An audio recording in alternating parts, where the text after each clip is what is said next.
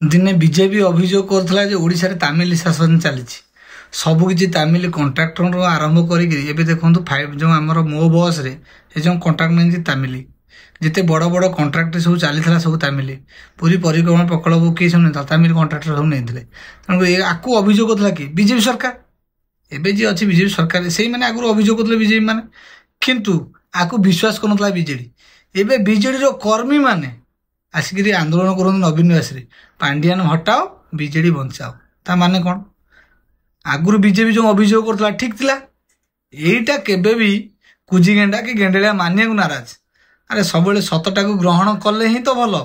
ଆଗରୁ ବିଜେପି ତମ ଉପକାର ପାଇଁ କହୁଥିଲା, ତମେ ବିଶ୍ୱାସ କଲନି, ସରକାରରୁ ଯିବା ପରେ ବି ବିଶ୍ୱାସ କଲନି।